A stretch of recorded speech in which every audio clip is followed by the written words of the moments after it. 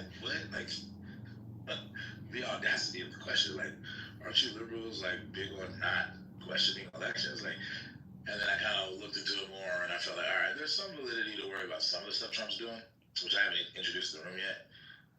But to just go on and just presume, like, yeah, he's gonna be like Putin, like, it's like, wow, okay, well, that's presumptuous. But whatever. I mean, I don't know. A lot of liberals act like they always know what's going on in the minds of the people they don't like. Like literally, they can read their minds. It's weird. But yeah. I popped up to say that I was listening to Sarah.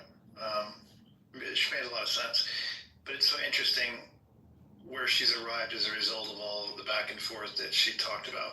I had the same back and forth as a Republican my whole life, who was not a supporter of Trump. I too am not super disappointed with them right now. I'm okay with them right now. But I would say that the back and forth and me shifting in my life has proven to me that I'm less emphatic about what I believe at any given moment in the course of my life going like now and forward, where it sounds like Sarah is still really hard, anti-left at this point, but she used to be anti-right, or at least anti-Trump. And so I think it's interesting that your examples, Sarah, are this back and forth of questioning things and seeing evidence that disproved what you thought originally. But instead of realizing that you were disproven and then deciding, I better be a little more careful about being so emphatic going forward on where I'm at today, based on the fact that I was completely wrong before, which I think it's a good thing to admit that we're wrong before, to be capable of that. I think it's a fault for somebody to just vote one color straight up and down for decades on end when the parties obviously change a lot over time. But at the same time, if anything, like, I hear you saying that, I thought you couldn't win again because it was so fraudulent and in 2020, but then he won. And so it's almost like you completely disproved yourself, but you're still promoting the narrative that there was likely fraud, or at least very possibly fraud. Whereas if I was you, after seeing how he won this time around, I would say it's highly unlikely there was fraud, and that there was other mitigating circumstances that allowed the vote to shift both directions, and it appears that it goes back and forth. I mean, I'm 51.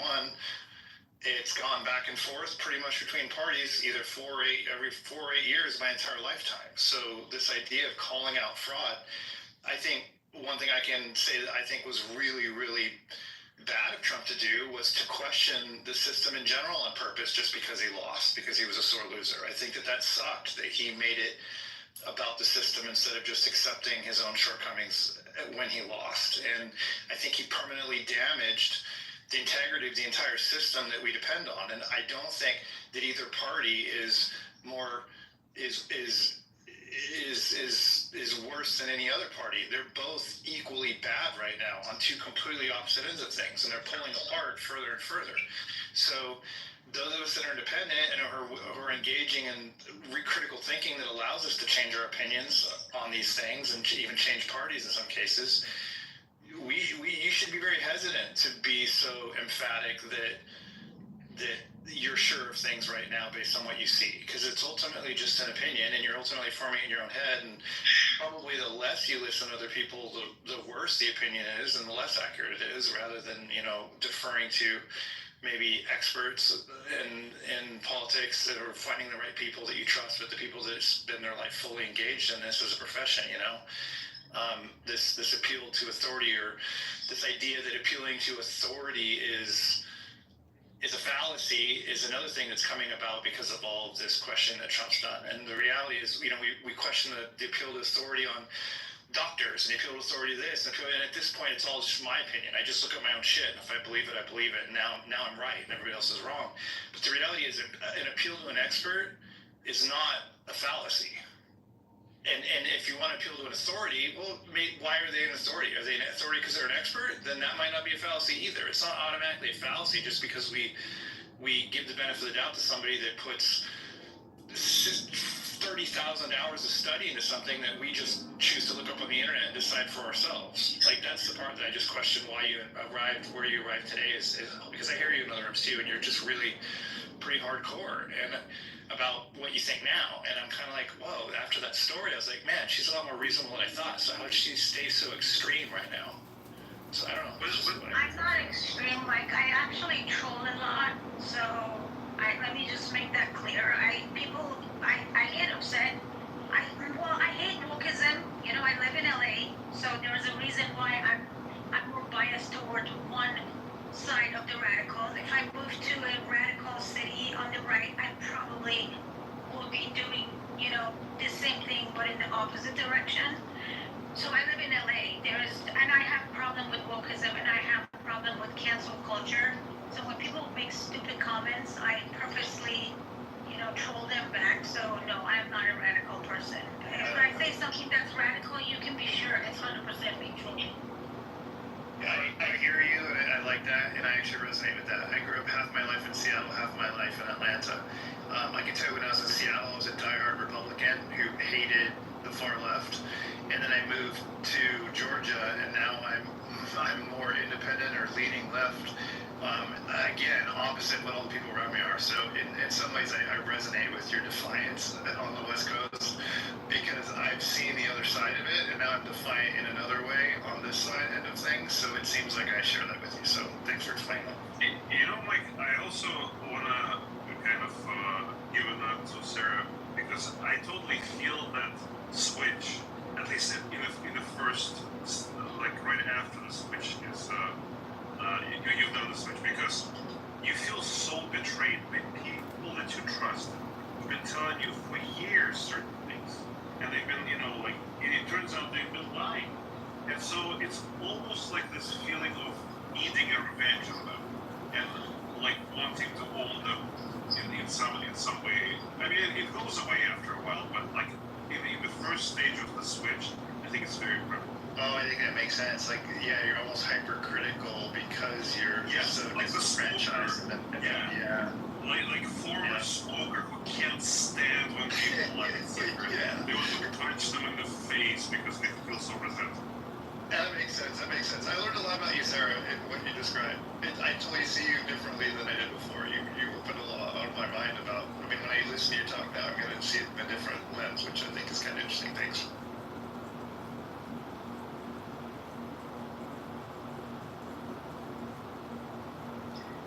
All right, let me go ahead and read the stuff that grounds some of the claims and topics of discussion of the room. I'm trying not to read to people too much, but I know that can be boring. I'm going to quickly read this. This is posted on Yahoo, but it's actually originally from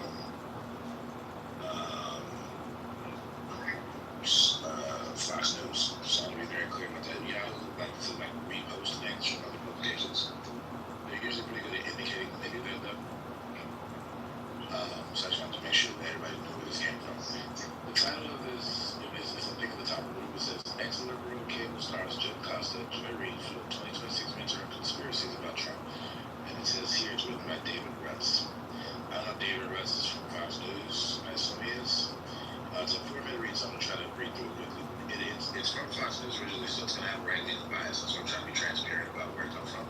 You'll probably hear the bias in my reading. Okay. In less than a week, 2 former liberal cable news stars who were essentially discarded by their former networks this year floated conspiracy theories that President Donald Trump will rig next year's midterms. Ex-CNN anchor Jim Acosta and ex-MSNBC anchor Joy Reid, who were among the media's sharpest critics of Trump's refrain about not really losing the 2020 election, openly speculated next year's midterms won't be on the level. I don't think Trump intends to leave office, end quote, Reid told far-left writer Wajahat Ali on his Substack last week. I've been very clear about that. I think he intends to stay in office like Putin till he dies, end quote. Whatever Democrats say to me, this is the reason we have to coalesce for 2026. I always add to the end of their sentence, yes, I mean, we actually have free and fair elections, end quote. Reid also said in the second, quote, I think it's insane, honestly, to just assume we're going to have normal elections next year, end quote. So these are all Joy Reid's quotes. Reid disparaging the Republican, quote, big beautiful bill as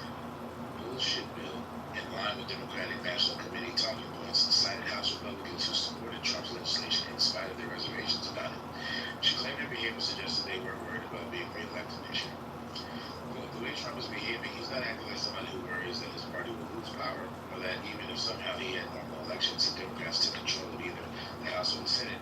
He's not acting like somebody who's worried about the consequences of that, end quote, she said. Last Tuesday, Acosta wondered aloud to Democratic strategist James Carville if the 2026 midterms could be rigged by Trump or advisor Stephen Miller. Quote, in the short word, yes, end quote, Carville said, in response to Acosta repeating a viewer of his Substack show asking whether they believe Trump will end up, quote unquote, tampering with the midterm votes. Quote, in the longer words, very, end quote. Quote, I don't put anything past him, nothing, to try to call the election off, to do anything he can, end quote, Carville added. Quote, he can think of things like that, we can't because we're not accustomed to thinking like that. We always assume that it's going to be an election, end quote.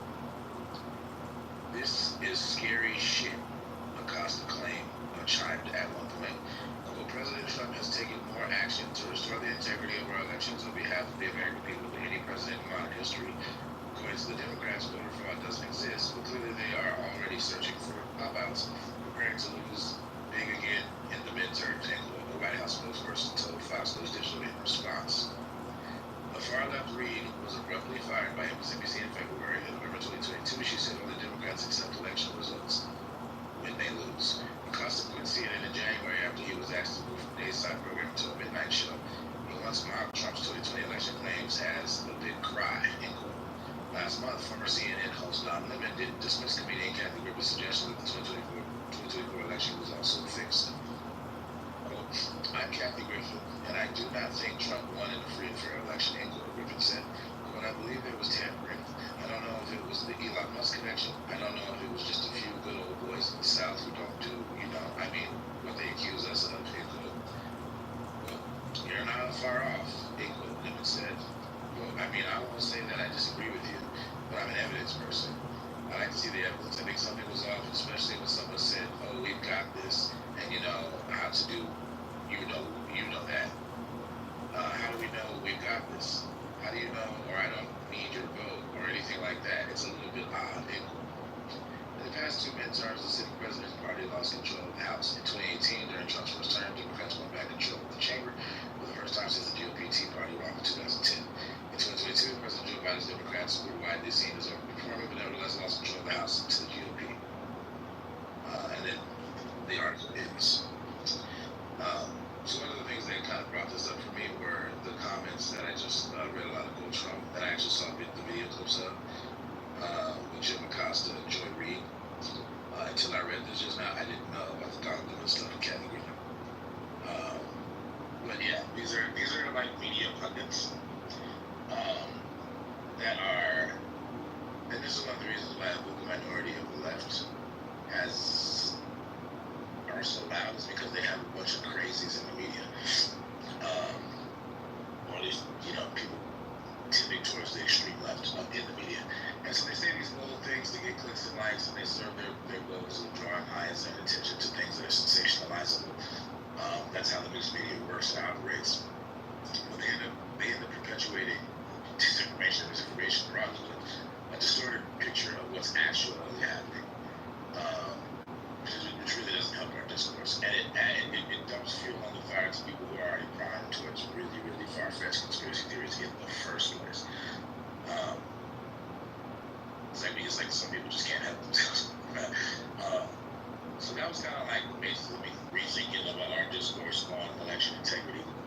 Because at the heart of it, when you strip it away from the sensationalized stuff, the conspiracy theory stuff, there are legitimate questions about what is the fairest way to run elections in a way that maximizes the opportunity for anybody who wants to vote exactly once, insofar as they're legally able to vote. And that's actually a really complicated question. Complicated, first of all, by the fact that we run thousands of separate elections at the same time when we do national elections. And each jurisdiction has a place, time, and manner authority so that they don't all look uniform. It's very decentralized, which partly is a good thing. But it creates an impediment to monitoring everything with the utmost maximal transparency the entire time. And so there will always be things you could tug on and question for your purposes, even though there really isn't anything there. But at the end of the day, I think the ultimate goal is you want people to trust that the it's within reason. It's not going to be perfect, but it should be as good as we can. And then people who are on the fringe who question it anyway for politically motivated reasons, they have enough discretion to ignore those people.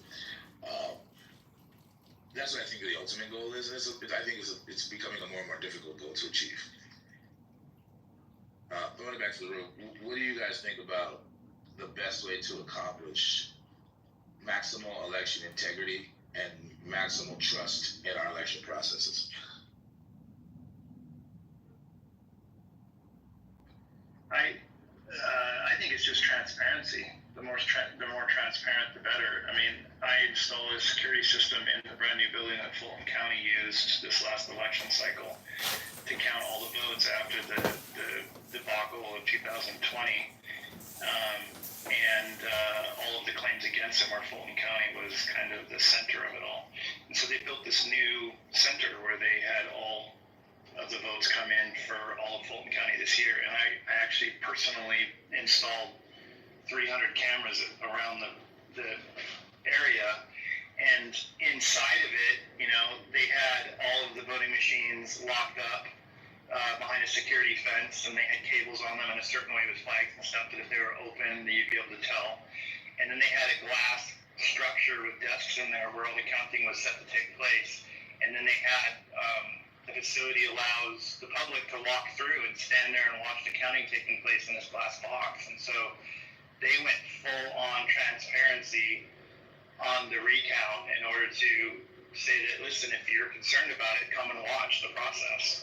And I think that the more transparent it is, obviously, the safer it is for us. And if you don't go yourself to watch it, then, I think shame on you if you start convincing yourself this should happen because you start reading stuff online or something. I think that they're making it really available for us to see what's happening in person, at least in the case of our county. And I think that that's the best thing they can do about it.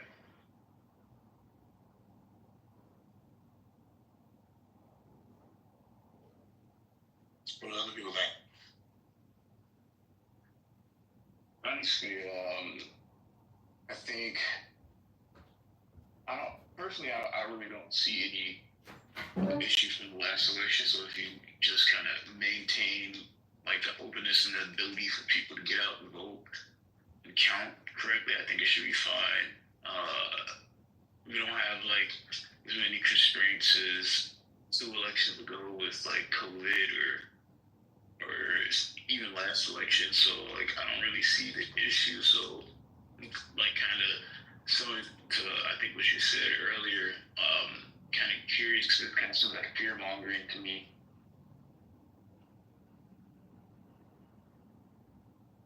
Sorry, just to be more specific, what sounds like fear mongering? The ex-liberal people saying like they're not sure there's going to be a free and fair election. Like, why do you say that? You know what I mean? Like, I get it. Like, Trump is doing a bunch of stuff you may not agree with right now. It seems like there's no contention because they got both the House and the Senate. But to go from losing the presidential race to essentially saying that like free elections are done, like what basis do you really have to make such a brass statement? Okay, you're talking about what Joy Reid and Jim Acosta were saying. Exactly. To be clear, they're not ex-liberals, they're ex-anchors on liberal TV cable networks. And they're still liberal. They're liberal as fuck. They're just no longer on MSNBC and CNN. I have another thing I want to read to steel man the other side. That it does make sense to be wary that the Trump administration is doing things onto it that are likely to undermine election integrity. I don't think we should be so naive as to think that or presume that Republicans generally and Trump in particular are pure and honest in all things having to do with elections. So I'm going to read you a left-leaning source. Next, by a left-leaning organization called Democracy Docket. If you've heard of them before, you know what they are. For those who don't, basically a left-leaning, I want to say think tank. Maybe think tank is not the best descriptor, but something like a think tank. They basically they draw attention from the perspective of liberals to issues that liberals care about. In order to raise awareness and make people remain vigilant against certain issues. And among the issues that they care about are election integrity issues and the threat that they think that Donald Trump in particular and his regime pose to it. So I want it to be fair in the room. And I don't want to dismiss liberal worries because here's the thing. My main thing is it's not all liberals that I disagree with. I think that the sensible liberals are the ones I get along with the best because I recognize that they're at least sensible people and they're willing to change their mind if they get presented with reasons to do so that are compelling from their point of view. It's the woke radicals I don't like on the left. So I don't want to paint the entire left as if they're all radical. It's actually a minority of the leftists that are radicals. It's the radicals I can't fucking stand. Those people are freaking crazy to me. But I do try to be fair to the more reasonable, sensible liberals because I actually respect them. And I probably would be one of them if it weren't for the fucking radicals. I don't like the radicals so much. Sometimes I distance myself from like normal liberals. Because like you're too close to the people I don't like. Maybe that's a bias of mine. That's it. At the top of the room now is the Democracy Docket article. I'm going to read part of it to ground. I think Kirk made a great transition to do so. I want to ground, I think, the reasonable worries from the left in some evidence. A lot of this evidence is going to be cited for some of the, I think, more woke conspiracy theories, but all I'm trying to establish is it does make sense to like not give the Trump administration the benefit of the doubt in terms of regulating elections in the fairest way possible. One, because the way that they're doing it is uber partisan. And two, because Trump has done so many untoward things and illegal things, like documented illegal things, that it would be irrational to just give him the benefit of the doubt. Anybody who has a criminal record, to just give them the benefit of the doubt when it comes to like running the country or running federal agencies, I think is irrational. So I would support my liberal friends in their raising awareness to the shit Trump's doing. Okay, that's it. I want to read this. So this is called Trump's Plan to Control Elections is Coming into Focus. It's written by Jacob Knutson, Knutson. It was written on March 17th, so a few months, like 3 months ago. No, 4 months ago. Okay. Here we go. Since his inauguration, President Donald Trump has many times outlined his extreme vision for U.S. elections. In the first cabinet meeting of his second administration, he falsely asserted that U.S. elections are, quote, extremely dishonest, end quote, and called for restrictive voting reforms like eliminating early voting. During a meeting with governors, Trump called on state leaders to pass laws eliminating mail and electronic voting while falsely claiming they are sources of election fraud. Now Trump and his allies are acting on his words. In recent weeks, the administration has pulled back on efforts to fight racial discrimination in voting, weakened protections against foreign interference in our voting systems, and potentially laid the groundwork to increase Trump's personal control over independent agencies, among other steps. The administration has attempted to justify its acts through false claims of widespread voter fraud, which is exceptionally rare in U.S. elections. Taken together, experts say the moves threaten to undermine the single most important plank in our democratic system, free and fair elections. Tara Malloy, a senior director of the Elections Watchdog Group Campaign Legal Center, told Democracy Docket that it's alarming that this attempt to influence elections is occurring within a broader plan to expand presidential power. Quote, there's a way in which it's not just an aggrandizement of presidential power, but a way to perpetuate presidential power. End quote, Malloy said. Quote, because of course you could be influencing the outcome of elections, not just their operations. End quote. Quote, there's a concern that it's not just a one-time problem, but an attempt to entrench, whether it's this president, his party, or his ideological supporters, in a way that is less easy to reform or change in the future. End quote, Malloy added. Using independent agencies to influence elections. So since January, Trump has launched a broad offensive to assert power over regulatory agencies that were created by Congress to operate without direct control from the White House.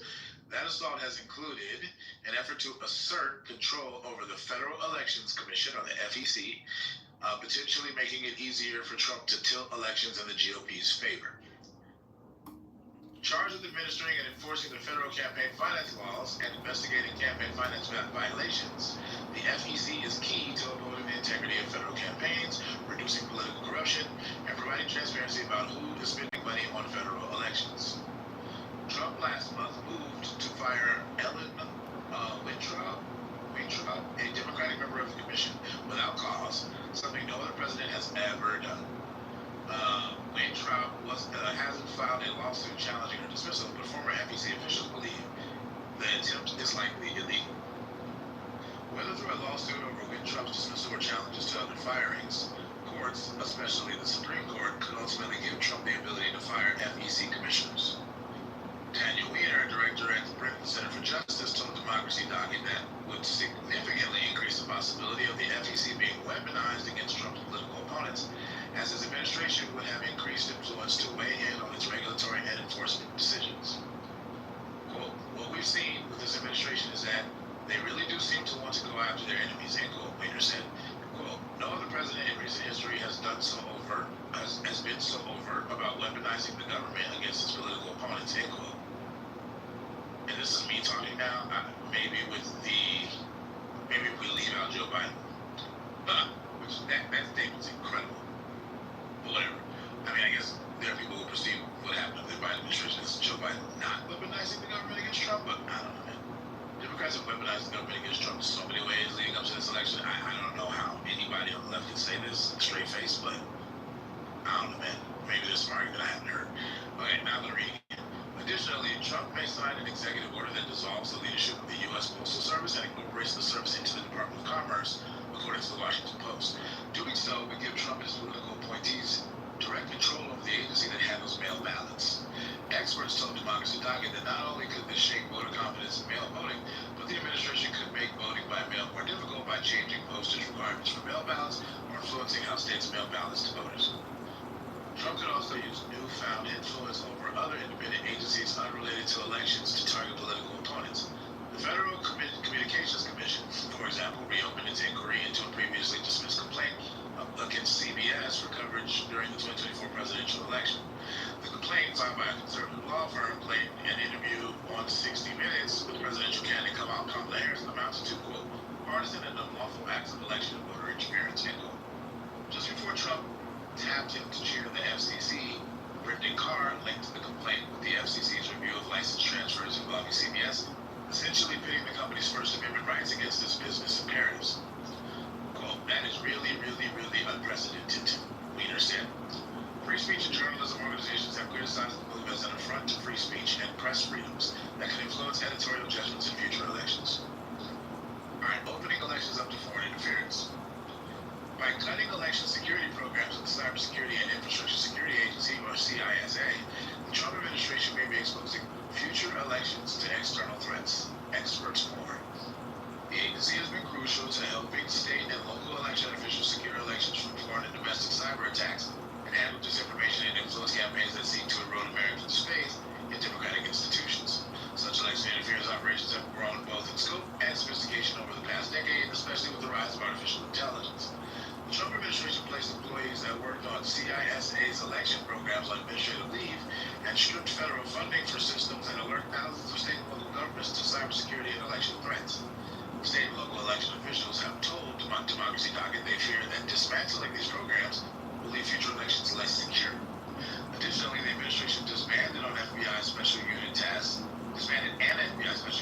with confronting foreign threats to elections, creating what a former FBI counterintelligence head called, quote, a free-for-all for foreign intel services seeking influence, end quote. Trump may be able to meddle with the nuts and bolts of election systems by controlling the Election Assistance Commission, the EAC.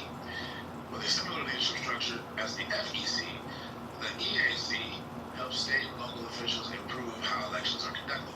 It distributes grants to improve election infrastructure, certifies voting equipment, and analyzes state-by-state data to determine best practices in election administration. The EAC has long been targeted by Republicans, and if Trump has the ability to fire its board members at will, he could cripple the agency or influence how it certifies or decertifies voting system hardware and software. The Trump administration has already attempted to influence the EAC's work by including $55 million in election security grants by the agency in its massive, indefinite federal funding freeze earlier this year, the administration rescinded the freeze after it set off a wave of legal challenges. Institutionalizing the big lie. To bolster his efforts to control elections, Trump has stacked the Department of Justice with officials who have supported his baseless claims of rampant voter fraud in the 2020 presidential election, and who may have worked to overturn state election results on behalf of his campaign.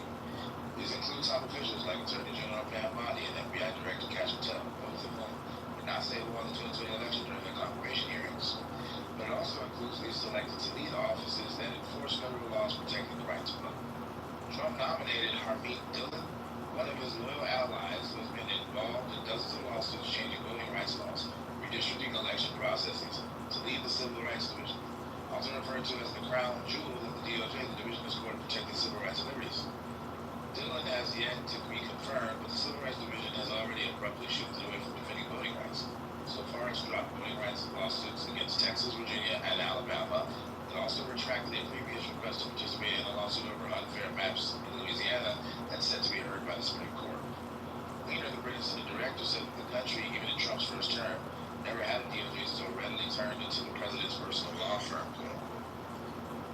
which is just not what the DOJ is.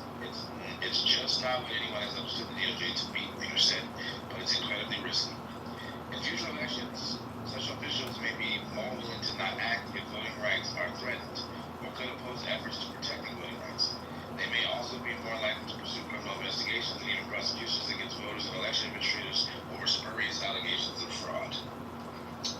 Alright, so that was the democracy doctrine argument. I brought it to the submission of the room because I wanted to be, first I wanted to be fair, but also I wanted to underscore, there are a lot of reasonable, sincere questions about what the current administration is doing with respect to election integrity and the uber partisan ways in which it's doing things that in general might be more palatable if they were bipartisan. So revamping the FEC or the EAC, if it's done just from the perspective of Republicans and Democrats don't get any input, that's partisan. And if we're trying to come up with fair rules for everybody to be, to apply to everybody's elections, then probably Democrats who run major elections all over the country every year, every 2 years or 4 years, should have some say in that, right? It would be like you have two teams, the Lakers and the Celtics, and the Lakers are getting all the say in terms of what the rules of basketball are, but the Celtics don't get to have any input. It's you might do rules in such a way as to favor the Lakers, but is that really fair? Right? By simple analogy, I think it's the same kind of dynamic when it comes to Republicans and Democrats quibbling over what the election rules should be. And if the president has an outsized influence on what the election rules of the nation are as an expansion of the president's power, then what that means is that the rules are likely going to be tipped in favor of whatever party is in the White House at the time, which is going to, I think, maximize public lack of confidence in our elections. So that Trump is expanding is short-sighted. It may benefit the Republicans in the short term, but the moment Democrats get in there and start taking advantage of all of the same things that powers that Trump expanded untowardly, then it probably is not going to go well for Republicans. Republicans are going to cry foul and all that kind of shit. Going into the room, what do you guys think about some of the worries that were epitomized about the article that I just read by Democracy Docket? Do you think that there's a rational, fair basis to question some of the things that the Trump administration is doing when it comes to election integrity? I would say absolutely, and it's relevant and related to the question that you asked Christian, and I guess not yes everybody, but Christian answered the question. Whether Trump wants to, rule until his days, probably yes. Most likely, it looks like that from his actions. Would he be allowed to? That's another question. And I would say we do have a robust system that wouldn't allow him to do that. But the fears of him trying to fuck shit with the system itself, I think that they're just. What are other people think?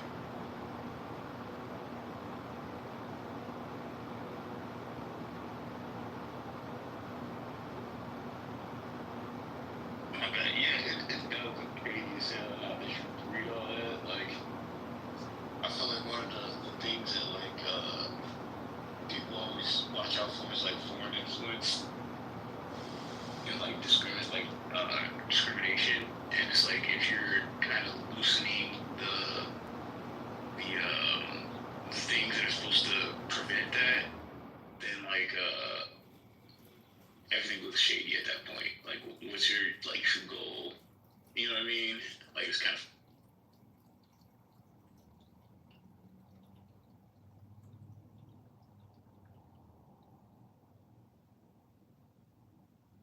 Yeah, and I felt obligated to make sure that I included a steel man version of the kinds of worries that the leftists are having, because I think a lot of the worries are well founded, and a lot of the not the unwillingness to give the administration the benefit of the doubt are reasonable. The only real difference between me and some of the more, I think, extreme on the issue is that I'm not willing to jump in with 2 feet and just presume Trump's planning to do the most evil thing possible. I can't say that. I don't know that. But if he is, that shit's not cool, and it should be criticized well in advance, and people should be paying attention. I feel like that's a more sensible position. Like, people are like, Reed's saying things like, we're never gonna have elections again. Like, I don't know how helpful that is to raising awareness to what Trump might do.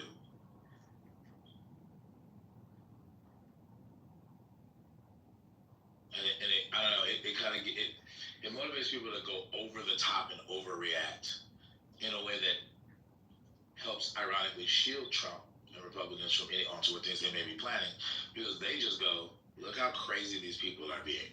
And they have a point, because some of the people are legit being over the fucking top. But then it masks the people who maybe are not as loud, who are being more sensible, and they're not saying the crazy thing. They're saying a version of it that's more sensible, and they're being outshouted by the crazies. So, Jason, in your opinion, does Supreme Court favor Trump in their decisions? Sometimes, yeah. It seems like the Supreme Court has ruled in ways that help Trump accomplish his policy aims a lot lately. So I understand the perception that the Supreme Court supports Trump. I don't know that they're literally aiming to support Trump, because I read the opinions, and they do give logic and rationale that aren't like, we're doing this because we want to help Trump. Obviously, they couldn't do that explicitly because that wouldn't be justified. I acknowledge I'm not naive about that. What I'm saying is, like, when you assess objectively the validity or lack thereof of their rationale, limited through my limited understanding of how the law works, and that's important to point out. I'm not a legal expert, so my assessment could be wrong because I'm not a legal expert, and there may be some subtle things I'm missing. But when I bring it into rooms with people who do have that background, who disagree with Trump, I find that even they find it difficult at times to actually like argue against the rationale. Yeah, this is what I was saying. So I think sometimes is the key word here, because what like Joy Reid and like people who are in her camp, they want to say that Supreme Court is in the pocket of Trump. Basically, it's going to do whatever Trump wants, every whim, which is not the case. And just because they have ruled sometimes in his favor doesn't necessarily mean that they are unequivocally, playing along with him, like second fiddle to whatever he wants. And to me, I mean, I might be wrong, but the article that you read from the Democracy, what is it, Bucket or Democracy Docket, yeah. What was it called? Docket. It seemed to me that overall, they are making, step by step, logically sound argument. But I think the very beginning, some of the fundamental premises that they are writing with, one of which is that Supreme Court is going to let Trump do whatever he wants, just based on a couple of examples of them ruling in his favor. I don't think that's the case.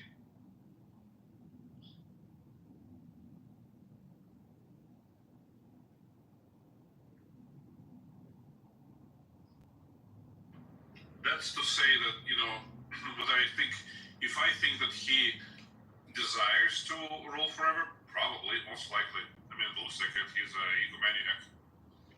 That will be in line with his behavior so far.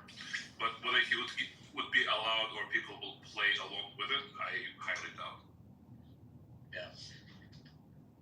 Okay. This is from the Supreme Court term 24-25. which would include rulings since January 20th, 2025, 42% of the cases have been unanimous. This data is reported as of June 28th, 2025. So that's almost half. It's 8% shy, 8 percentage points shy of half of being unanimous. I do think that there's some hyperbole in terms of the court being a MAGA court or overly conservative or whatever. I do think that there are clear delineations between approaches of the justices, and the quote-unquote liberal justices have a certain kind of approach that the rest of the justices, the quote-unquote MAGA or right-leaning or conservative justices, have different approaches. And I do think that there is an alignment between the approaches that the judges have and the wider ideological things. So there are links between conservatism and a lot of the originalist approaches and liberalism and a lot of the living constitution approaches of the quote-unquote liberal justices. So that's not wrong. I don't want to be like, I don't want to lie about that. But I do think that a lot of times it's overblown and people think that the Supreme Court justices are just as partisan as every other politician. And I don't know that there's evidence of that.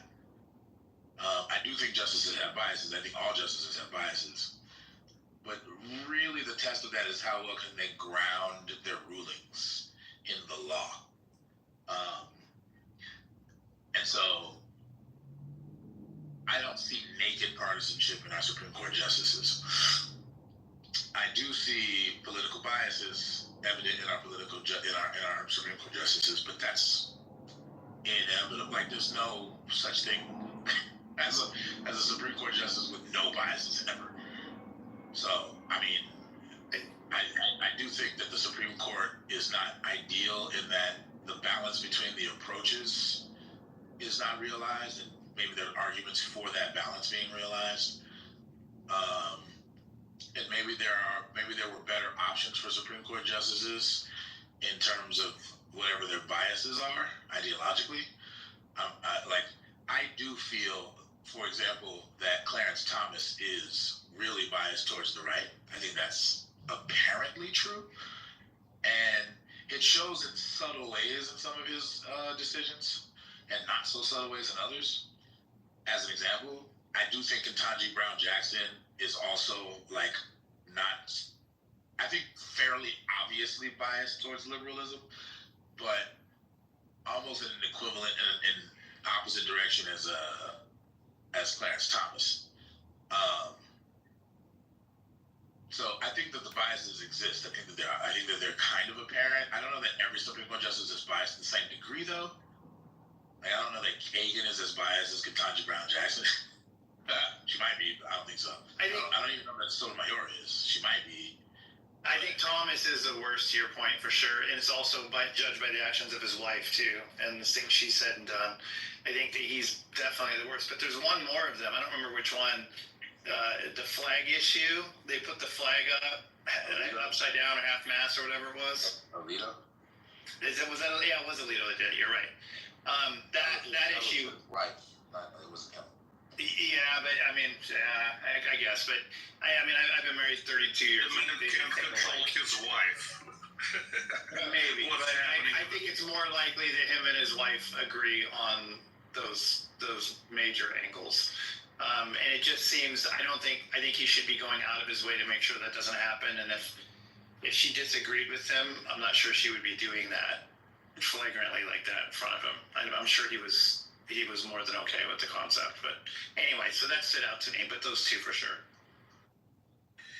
Michael, I think I don't remember, I don't want to presume, but I think you either are or were married.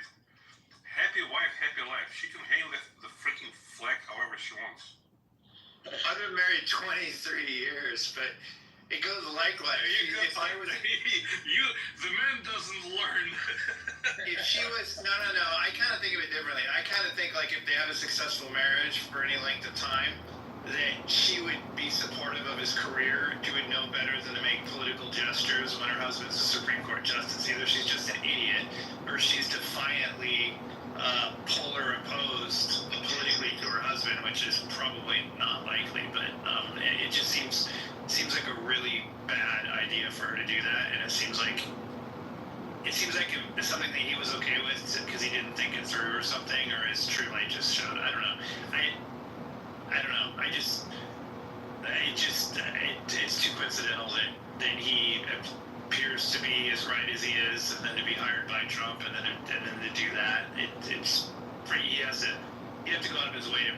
It was hired by Trump. It was appointed. Yeah, I'm sorry, the wrong word. You know my point. He was appointed by Trump, and when he's appointed by Trump, he was also vested by the people that Trump used to vest these extremely right-winged possibilities. Like Trump. He was voted in by the Congress too, so it isn't like Trump was just Trump. It's all political. That's all politically based, though, based on the swing of the court of the. I'm not trying to disagree. And none of that makes it less likely that he's biased. None of those points make. Fair enough. I'm not trying to. And to be clear, I'm not trying to disagree with you all that much. I'm just trying to be very specific about the process, because the process it involves input from both houses because this Congress is involved. Yeah. Well, you're right. It is definitely political. There's no. Well, yeah, and Trump went to the Heritage Foundation, I think it is, or whatever. That he went for a lot of those suggestions. I mean, he went very extreme in the groups that he used to suggest who he should be picking. I mean, he didn't pick these things out of his back pocket. So there's huge agendas behind why they were recommended. I agree. I acknowledge that.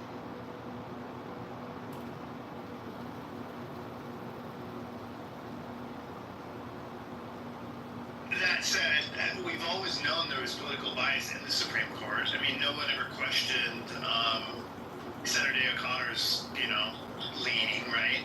Like, it's always been the case. It's just troublesome that it's so outnumbered right now. I think it's in the best interest of the country to be closer to a balance, but that's just. Yeah, I agree. I think that there's a strong argument, a compelling argument that can be made that the balance should not be 3-6 as stood to the rules. Yeah. Well, a 5-4 balance would be probably more ideal. I think that anytime we get further away from a balance anywhere in Congress, in the Supreme Court, any of it, I think it's in the disinterest of the country. I think literally what Americans should be hoping for is as close to the middle as possible, even if we end up getting quote unquote less done because it's not so overwhelming on either side. That's actually better. I'd rather, I think, drawing out than getting shoved through on a bipartisan basis. I also would prefer Supreme Court justices with moderate leanings, as opposed to really pronounced leanings on one side or the other. I think that's another avenue of balance that would be ideal. Yeah. Well, that goes the same for president as far as I'm concerned, but they can't get through the primaries. So I feel like more moderate politicians in general would be ideal, but I was talking about the court. Like that's an avenue of balance that I think gets overlooked a lot of times. Yeah.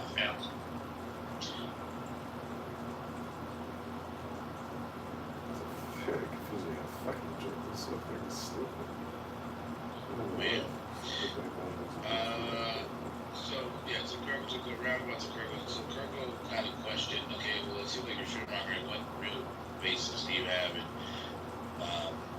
being worried about what the Trump administration is going to do with respect to elections? And then I tried to give an answer to that with this article that I read from Democracy Docket. I do think there are things that the Trump administration has done and is trying to do that should raise eyebrows for people who are paying attention, as far as like tipping the scale in favor of the GOP when it comes to the context of elections in a way that's not toward.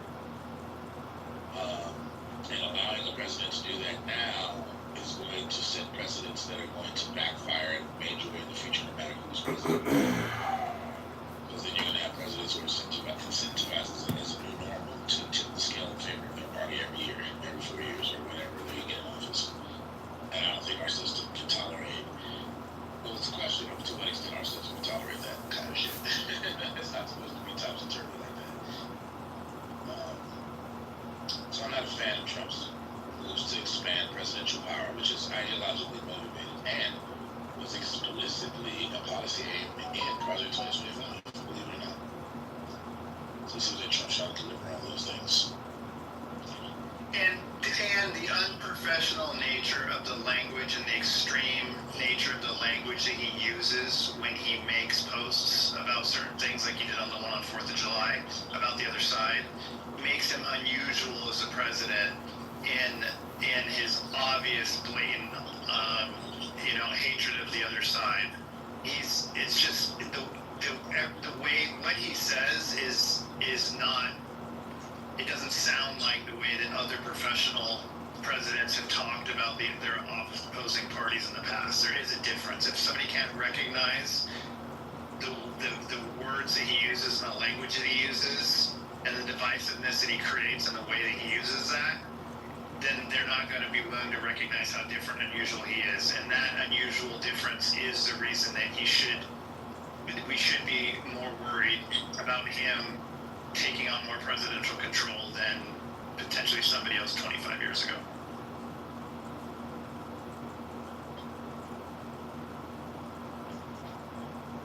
I do find Trump's rhetoric problematic. I think that some people exaggerate how problematic it is. You know, but I do think it is problematic. It's not trivial that we have a foul-mouthed president who denigrates one side of the aisle so much that it's like, how probably is compromise working together under this president? I'm not sure. And his attack on the existing structures of government, from the FBI to everything else, it's all of it. It's the anti-establishment tone of his foray into government politics, his outsider view that the entire system is corrupt and that America is in trouble because of where it stands.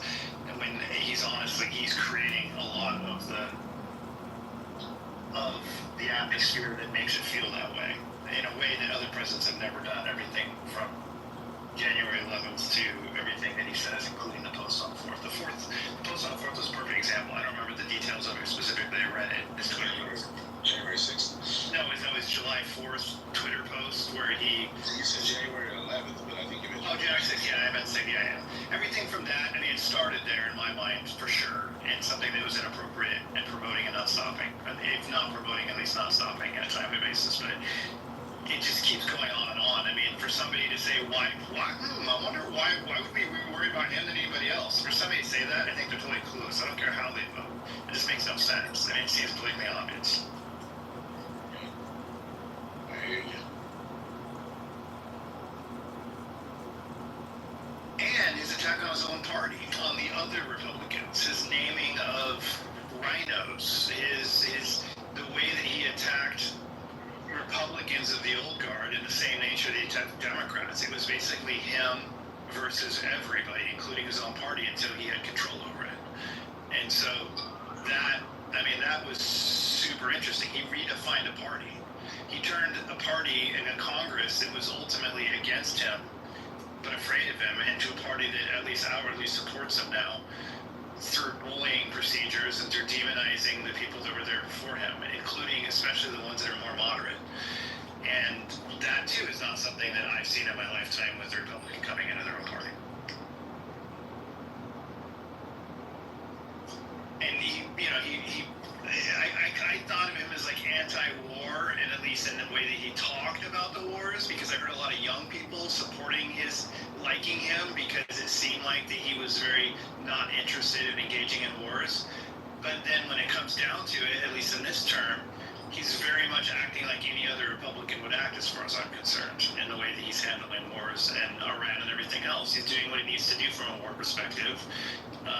And he's giving the military all the resources that they need, and he's driving up taxes. Like, he's doing everything Republicans, bad Republicans have always done, and he's getting rid of some of the things that Republicans champion that I would argue were the good parts of the party. And again, of course, we should worry about him, especially if we've been Republicans most of our lives and we don't necessarily approve of what he did to the party.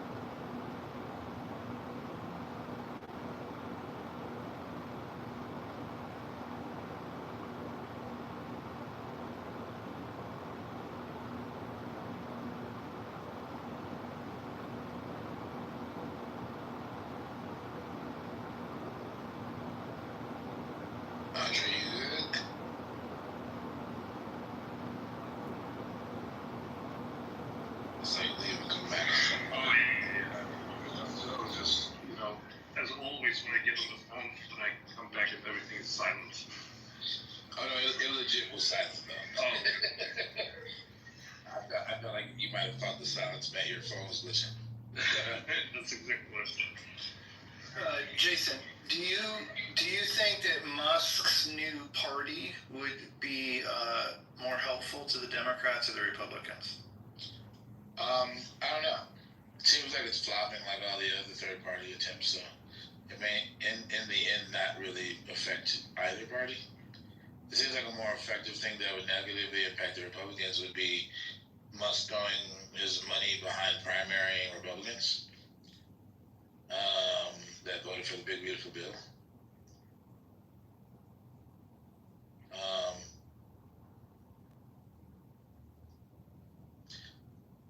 It will be interesting to see if he also tries to primary radical leftists that he doesn't like with his money, but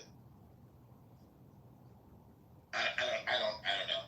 His party is an interesting thing. I actually was gonna do a room about it, but I haven't done enough research yet. But I like the idea of third parties. It's just that they don't typically have success. It seems like the two main parties have such a strong hold on our politics and really our political infrastructure that it's hard for third parties to break in.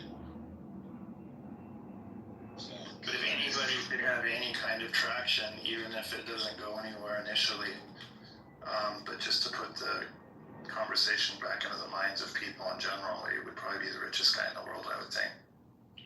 I mean, maybe. Although money didn't help Bloomberg, you know what I mean? So it doesn't. Yeah, I'm not saying it's doomed to fail. I'm saying so far it doesn't look like it's gaining traction. Yeah, I don't even know what his principles are. I mean, frankly, he was willing to roll over and kiss Trump's ass just because he wanted, certain rules for EVs. It seems like to me what he's going for. And then when he didn't get that, he just flipped automatically. So I'm not sure he's principled. From what I understand, the next three, or maybe like 3 out of next 4 parties have contacted him already to see if they can create some sort of alliance. Yeah, I mean, anything that gets people who are more moderate to prominence in a national scale, I'm kind of for. I don't really like uber partisan politicians.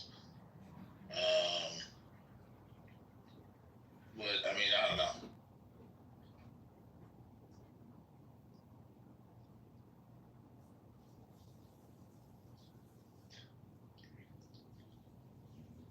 Will it make legislation easier or harder if we had like 7 major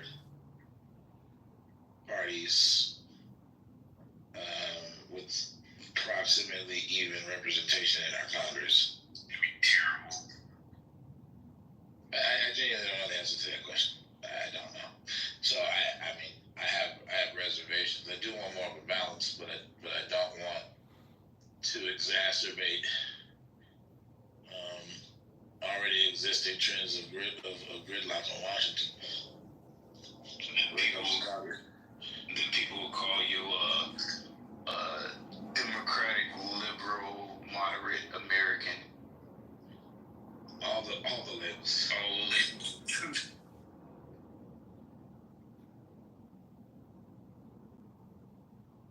I do kind of like the idea of like trying to push like both sides to kind of get their heads out of their asses. You know what I mean? Because I feel like that's the best thing that'll come out of like a third party. If the given base loses enough of their constituents, then like it kind of make them wake up like, okay, we gotta switch something up and stop tweaking the irony streets, you know? Yeah.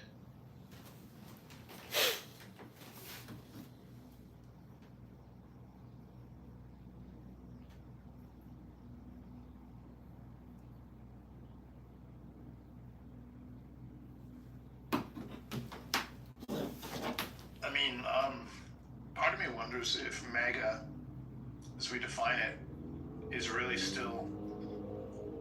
an actual majority in the Republican Party, or if it's not, behind the scenes, and if JD Vance may not be able to hold down if it's a minority in the Republican Party, which I think it is still. Can JD Vance hold down like Trump did? I'm not convinced that will happen automatically.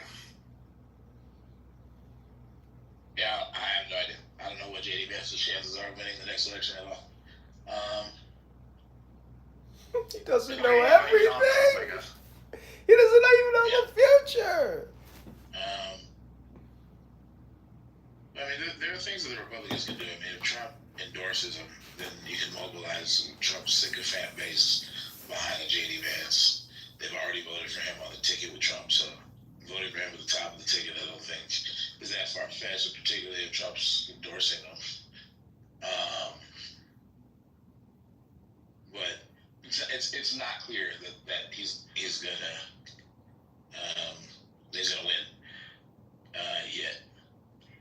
But and it's also not clear who he would be running against. I mean, if they ran him against AOC, he might actually win. If they ran him against, I don't know, maybe a Gavin Newsom, one of the other people who was a part of their deep bench, Wes Moore, Pritzker, maybe they have chances. But I don't know how the American people see these figures actually.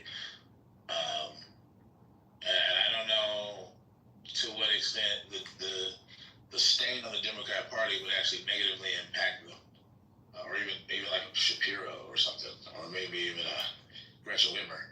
It seems like the Democrat Party has decided that women are the problem, and so they're not going to run a woman next time, which is hilarious.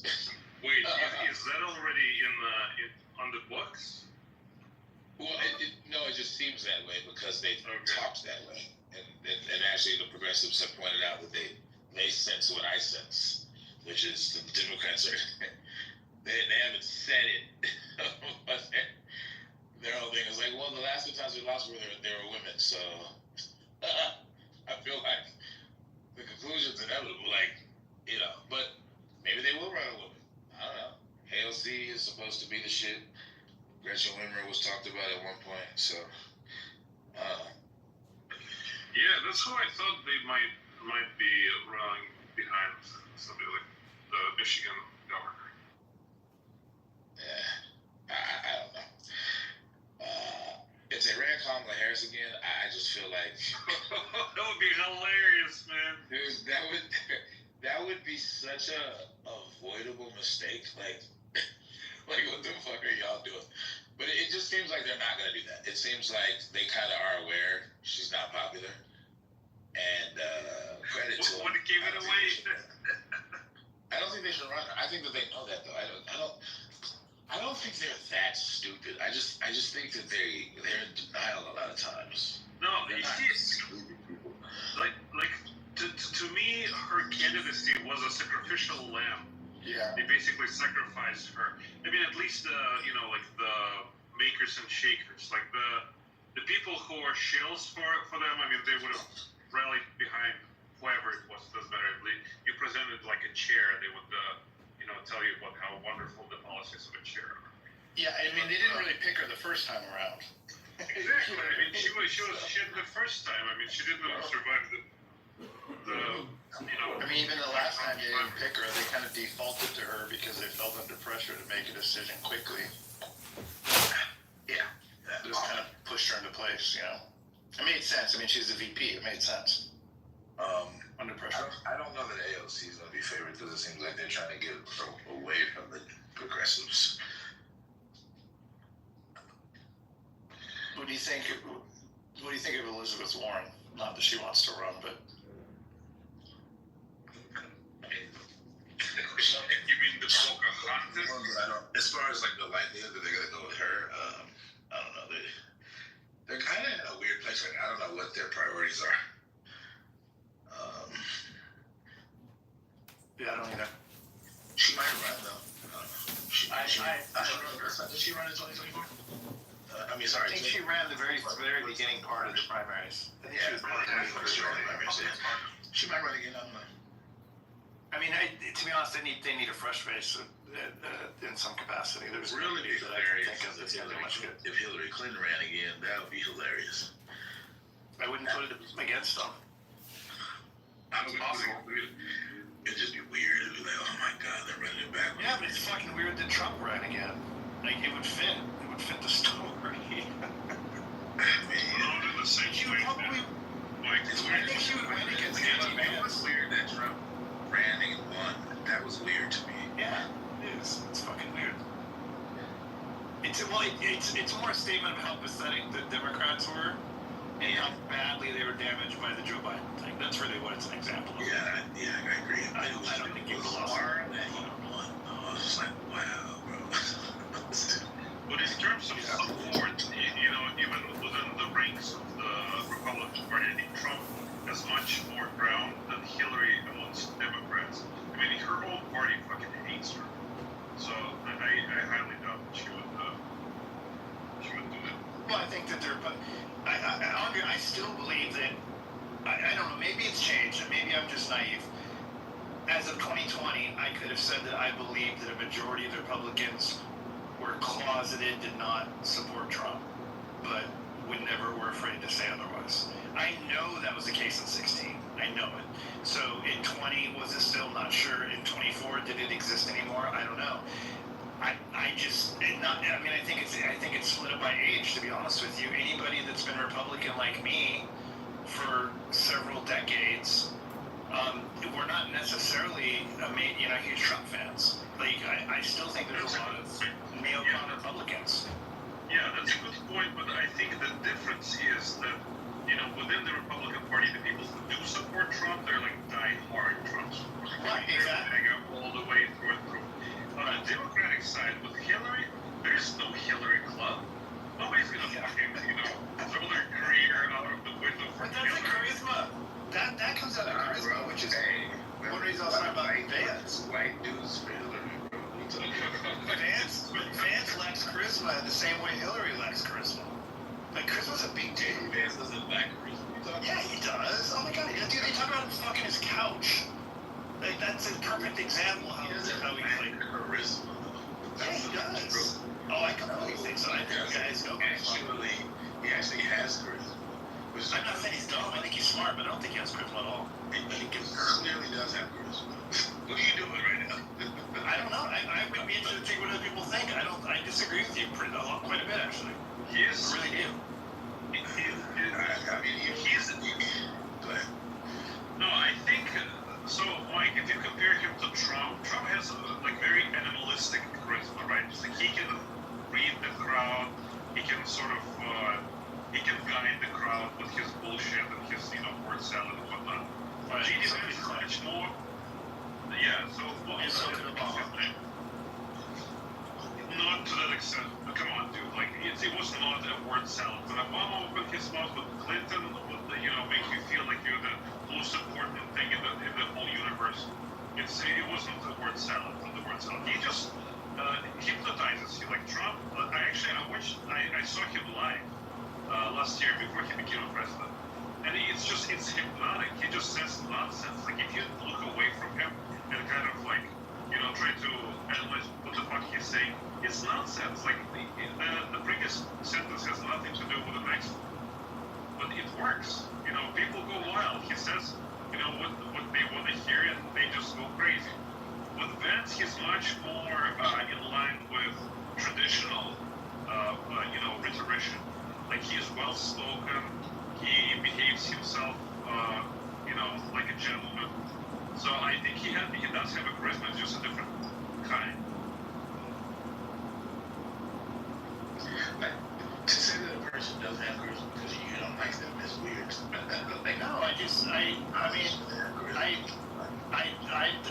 I'm not necessarily saying because of that.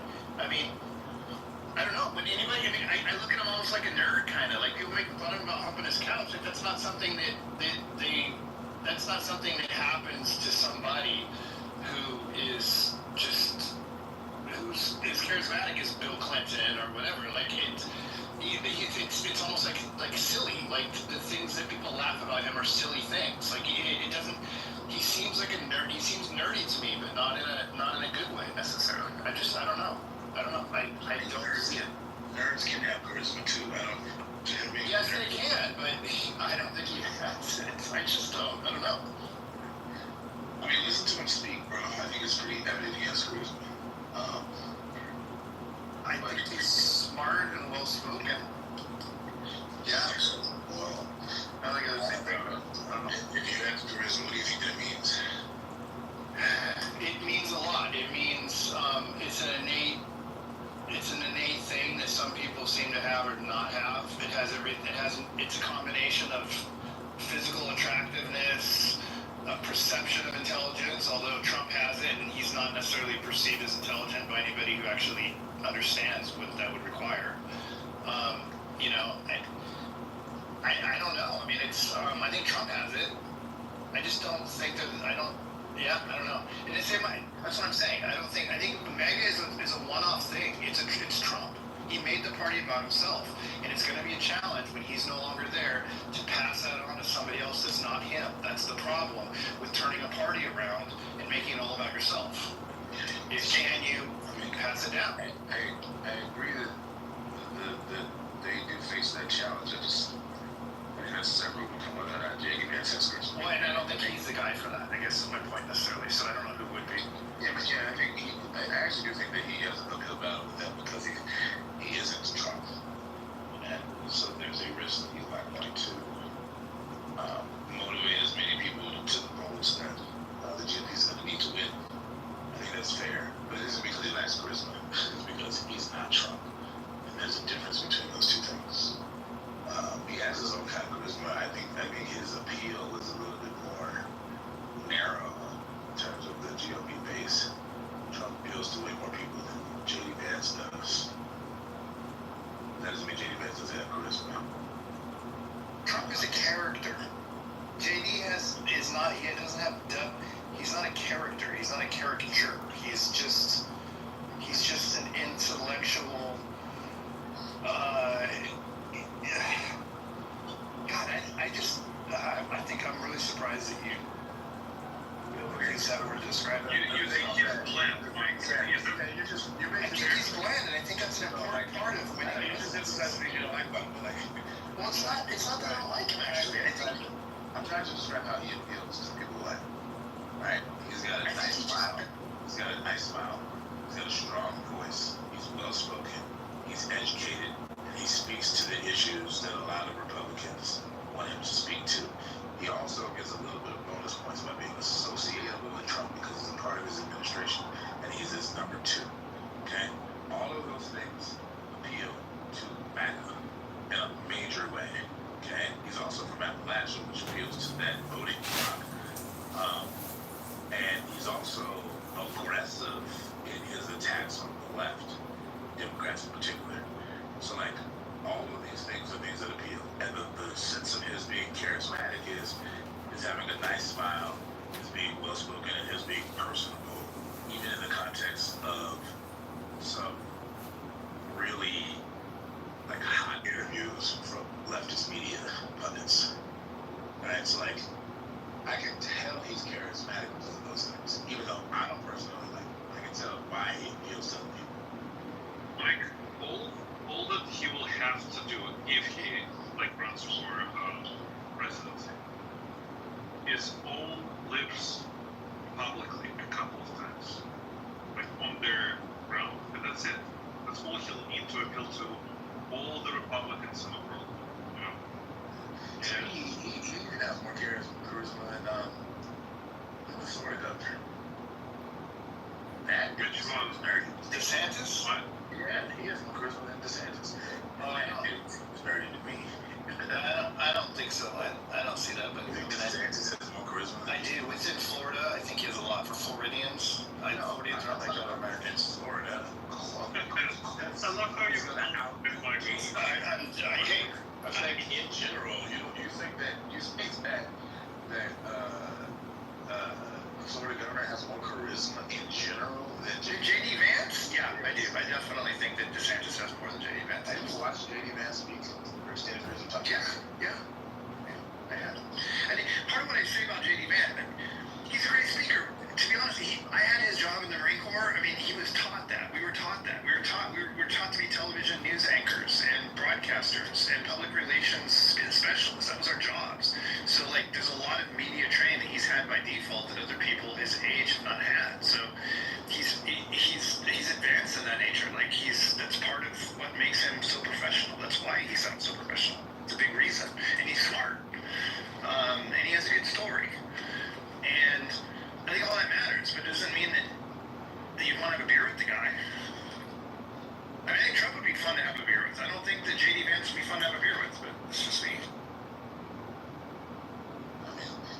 Ron DeSantis would.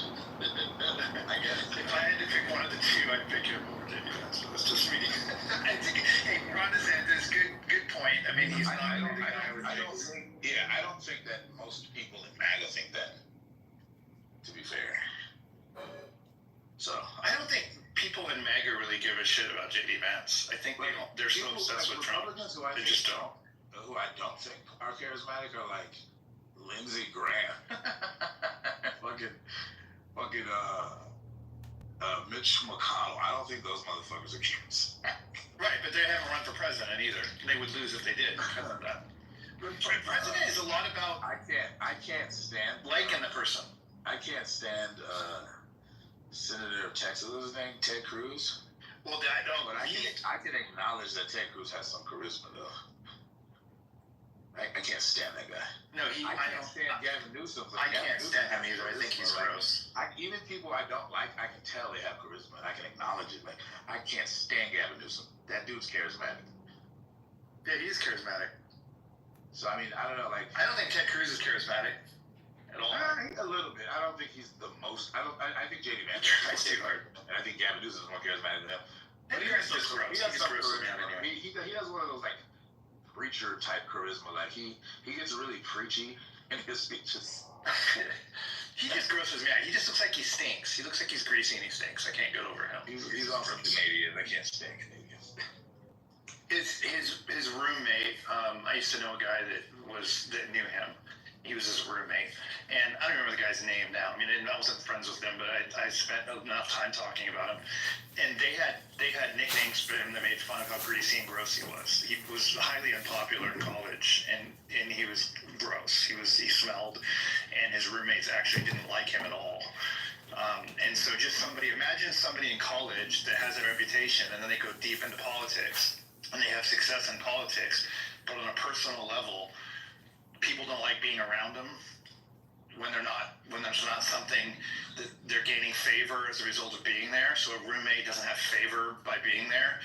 Of course, anybody in his political sphere might act like they like him because they can gain favor from him. But if you're just around him as a human being, apparently he was pretty damn unpopular and pretty gross. They even had I can't remember what the nickname was. It was really disgusting about him, but I've been greasy and gross. So I don't know. That's what every time I think of him, I think of that guy talking about him.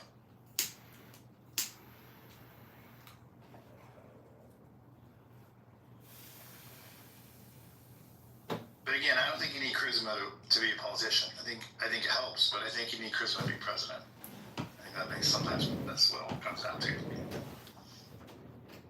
I don't think that Kamala had it particularly. She tried, but I don't think she had it either much. I think that was part of her problem.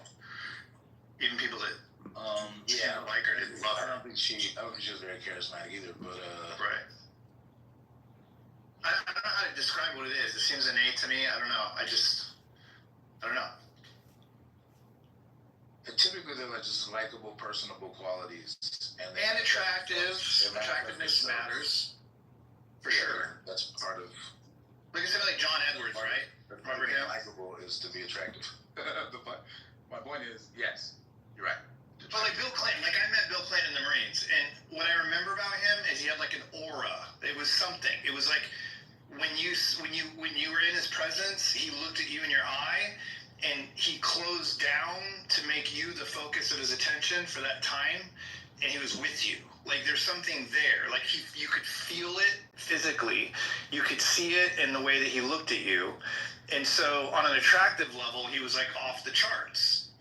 But it was as kind of a human entity. I don't know how to describe it beyond that. And I feel like other presidents seem to have that too. And I don't know. Yeah, anyway, I just don't see that in J.D. Vance, but I haven't really engaged with him, so I wouldn't know. I don't know how to describe it. I just know that Bill Clinton was like uniquely supernaturally weird. I'm trying to test your ability to recognize charisma in people you don't like. It just seems like... I don't like Bill Clinton at all. I hated Bill Clinton. I don't like him at all. Shit, his name was 23 times in Jeffrey Epstein's Black Book. You just talked about him right now like you was in love with him, so I don't know, bro. I was in love with him when I was standing in front of him. Doesn't mean I like him. I told you it's a supernatural force that he has. Like some people have that. I used to have a have a business partner that was a complete piece of shit. The awful person, no morals whatsoever. When we would go out, he wasn't even physically attractive. But when we would go out somewhere and we're in public or we're at a club or something, girls would flock to him. Ridiculous. If I put a picture on my PTR right now, you'll go, what? Dude, it was off the charts. My wife, everybody knows it. They're like, what's the deal? I'm like, I don't fucking know. It's like supernatural. It's something. That's what I attribute to charisma. Like, he didn't have to be attractive. He didn't even have to be a good person in his case. Didn't matter. Like, that's a thing. I don't know how to describe that beyond that, but that's how people get away with the shit they get away with when they're bad people. I bet you Jeffrey Epstein had charisma. Like, that level. Like, he's a horrible, disgusting person. Like, serial killers have it sometimes. That's how they get away with what they get away with. Like, I don't know, but psychopaths have it. I mean, they can fake it. Psychopaths can fake it sometimes. Sociopaths can fake it on purpose. They're really good at that, actually, because they don't have to take into account empathy and concern of other people's thoughts, and it's really easy for them to mimic like that. Like, that's why CEOs have it. That's why I worked for Bob Nardelli at Home Depot Corporate. A whole bunch of CEOs, they all had charisma at that level. And they're probably sociopaths. I think, like, they say, like, what, 60-70% of CEOs, or Fortune 500 CEOs are sociopaths? It's a thing. I don't know how to describe it. I actually don't feel like that's J.D. Vance. I don't think he's a sociopath either. I think Trump is, but I don't think Vance is.